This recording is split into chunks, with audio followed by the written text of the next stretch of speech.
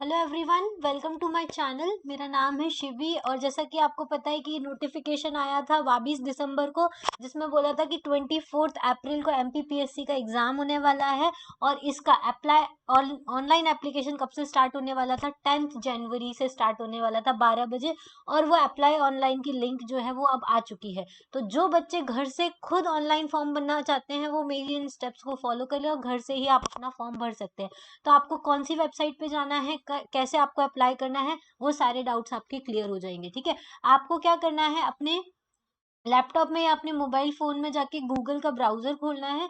Browser खोल कर आपको सर्च बार में mpsc.nic.in आपको ये टाइप करना है। इसके बाद आपको इस लिंक पे क्लिक करना है।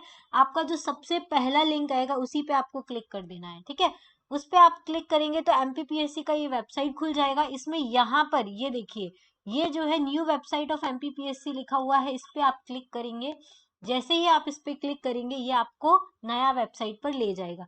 नए वेबसाइट पे आप जैसे ही आएंगे, ये देखिए नीचे राइट कॉर्नर में आपको अप्लाई ऑनलाइन दिख रहा होगा। ठीक है, इस अप्लाई ऑनलाइन पर आपको क्लिक करना है। क्लिक करके आप जैसे ही अप्लाई ऑनलाइन वाले सेक्शंस में आएंगे तो आपको यहाँ पे ये जो है एडवर्टीजमेंट दिख जाएगी। रिक्रूटमेंट एडवर्टीजमेंट दोनों की है, स्टेट सर्विस एग्जाम्स की भी है और स्टेट फॉरेस्ट सर्विस एग्जाम की भी है। और ये जो है वो लिंक दी गई है, यहाँ से आप जाके लिंक पर जाएंगे तो क्लिक करेंगे, वैसे ही एक नया लिंक खुल जाएगा। ठीक है, ये आ गया आपका एग्जाम फॉर्म भरने के लिए। यहाँ पे एप्लीकेशन फॉर्म आ गया है। देखिए स्टार्ट डेट है 10 जनवरी 2022। ठीक है, और लास्ट डेट है इसकी 9 फरवरी 2022। पे आपको करना है 10 जनवरी से 9 फरवरी तक आप पे कर सकते हो। और एडिट अगर आप कोई गलती कर देते हो फॉर्म में तो आप क्या कर सकते हो, 15 जनवरी 2020 और 11 फरवरी 2020 तक उसमें 22 तक उसमें करेक्शन कर सकते हो। जिन लोगों ने अभी एडवर्टीजमेंट डाउनलोड नहीं किया है वो यहाँ से एडवर्टीजमेंट भी डाउनलोड कर सकते हैं। ये पीडीएफ जो है वो अवेलेबल है। क्लियर? अब जब आप फॉर्म भर लें उसके बाद आपका एप्लीकेशन नंबर आप नोट डाउन करना भूल जाए तो आपको यहाँ से नो योर एप्लीकेशन नंबर पे जाके एप्लीकेशन नंबर भी आपका वापस से मिल सकता है। ठीक है, तो ये इंपॉर्टेंट चीज है। अब आपको फॉर्म भरने के लिए कहाँ पे क्लिक करना है, ये जो एक्शन लिखा हुआ है इस पे ये जो हैंड का साइन बना हुआ है यहाँ पे आपको क्लिक करना है। जैसे ही आप क्लिक हेयर करेंगे तो ये एक आएगा, यहाँ पे एक चेक बॉक्स आएगा, मैं ये घोषणा करता हूँ करती हूँ।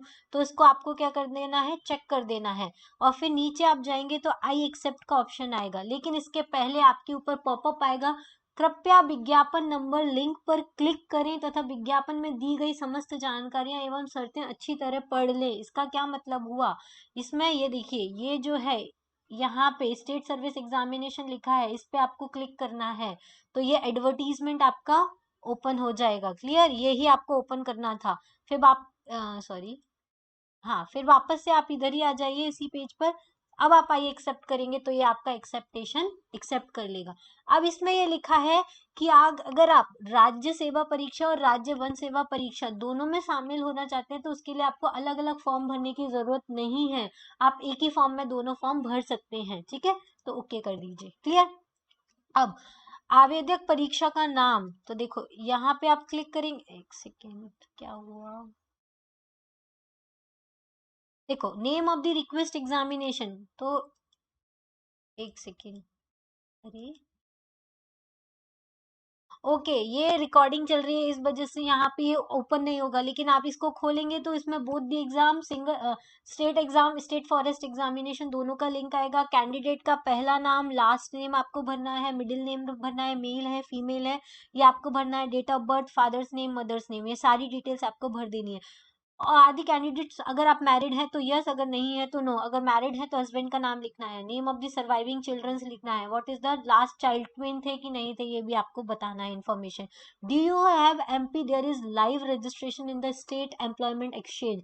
एम्प्लॉयमेंट एक्सचेंज में आपका लाइव रजिस्ट्रेशन होता है, वो अगर आपका किया हुआ है तो आप वो लिख सकते हैं। कौन से डिस्ट्रिक्ट से इशू कराया रजिस्ट्रेशन नंबर वो आपको यहाँ डालना है। ठीक है, ये क्लिक नहीं हो रहा, अदरवाइज मैं आपको बता देती। फिर उसका रजिस्ट्रेशन नंबर ये आपको बनवा लेना है अपने स्टेट में जाकर, अपनी डिस्ट्रिक्ट में जाकर। ठीक है, ऑनलाइन भी अवेलेबल होता है, उसका भी मैं वीडियो बना दूंगी। Is the candidate are native of MP, MP के नेटिव हो तो आप यहाँ पे क्लिक कर सकते हो। एब्रीविएशंस, यू आर, आप ओबीसी के हो, एससी के हो, एसटी के हो, यूआर के हो, ईडब्ल्यूएस के हो, सारी कैटेगरी में आप बता सकते हैं, ठीक है। उसके बाद डिसेबिलिटी सर्टिफिकेट है या नहीं वो भी आप क्लिक कर सकते हैं। अदर डिटेल्स में क्या candidate ever been punished with the punishment of separation from the service, तो ये सारी डिटेल आपको भरनी है। नहीं नहीं नहीं नहीं नहीं आएगा अधिकतर तो लोगों का। उसके बाद डिस्क्रिप्शन ऑफ एक्स सर्विसमैन, अगर आप एमपी पीएस मध्य प्रदेश के कहीं पे भी अगर गवर्नमेंट जॉब में है तो आपको उसका डिटेल भरना है।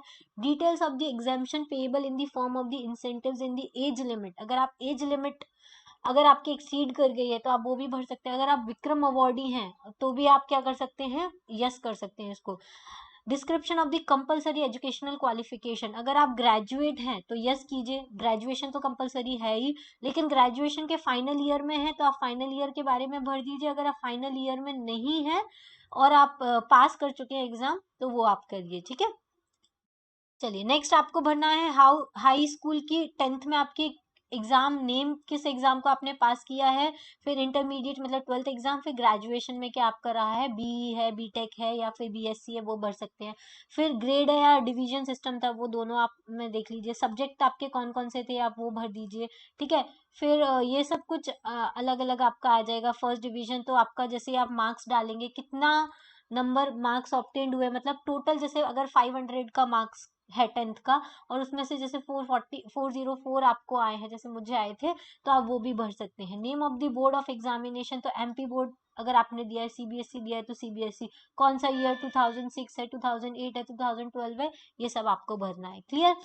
फिर the percentage I have recorded in terms of grade in line with this criteria and down by the university, I will be responsible for any discrepancy, अगर आपने कुछ गलती की है तो उसके लिए आप ही रिस्पॉन्सिबल होंगे। क्लियर। उसके बाद करंट एड्रेस भरना है आपको, ये एमपी का ही या फिर आप किसी रिलेटिव का भर सकते हो या अपने घर का भर सकते हो या रेंटेड हाउस का भर सकते हो, ठीक है। इसमें लेकिन शायद किंगडम, हाँ गुजरात का भी आ सकता है। आप पिछले साल ही ऐसा ऑप्शन नहीं था, लेकिन अब करंट एड्रेस में अगर आप दूसरे स्टेट में रहते हो तो वहां का भी डाल सकते हो। और यहाँ पे आपको डॉक्यूमेंट को स्कैन करना है। कौन सा डॉक्यूमेंट होना चाहिए, आपका एड्रेस प्रूफ होना चाहिए, ठीक है। आप कोई भी डॉक्यूमेंट कहीं से भी आप कोई भी या तो इलेक्ट्रिसिटी बिल भी आप यहाँ से एड्रेस प्रूफ की तरह आप अपलोड कर सकते हैं। क्लियर।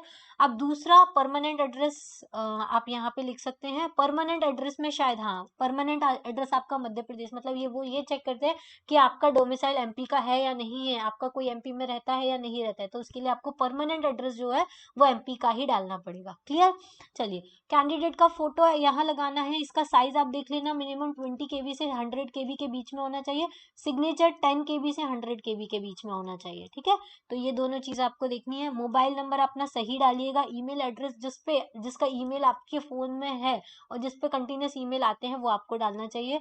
फिर यहाँ से आपको डिक्लेयर कर देना है और नेक्स्ट करना है। नेक्स्ट करेंगे तो आपका, मेरे में नेक्स्ट नहीं होगा क्योंकि डिटेल्स फिलअप नहीं हो रही है इस वजह से, नहीं तो ये देखो ये ऐसा ऑप्शन आएगा बोथ स्टेट सर्विस एग्जामिनेशन, ठीक है।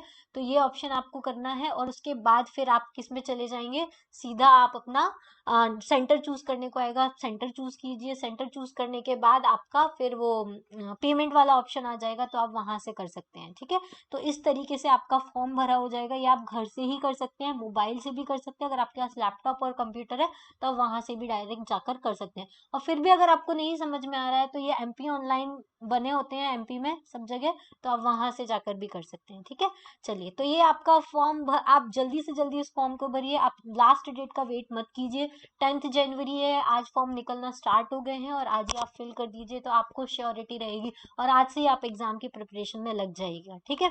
तो ये आज का हमारा वीडियो। इसके पहले मैंने एक वीडियो और अपलोड कर दिया है, जो बच्चे सीरियस कैंडिडेट है तो सच में ये एग्जाम पास करना चाहते हैं उनके लिए मैंने टाइम टेबल भी बना दिया है, सिलेबस वाइज भी मैंने टाइम टेबल बना दिया है, डेट वाइज भी बना दिया है। आपको सिर्फ वो देखने की जरूरत है और अपना टाइम टेबल सेट कीजिए और पढ़ाई में लग जाइए। लॉकडाउन भी लगने वाला है तो घर पर बैठ के सिर्फ पढ़ाई कीजिए और एग्जाम क्रैक कीजिए, ठीक है। Good luck for your exam. Thank you, thanks for watching, have a nice day.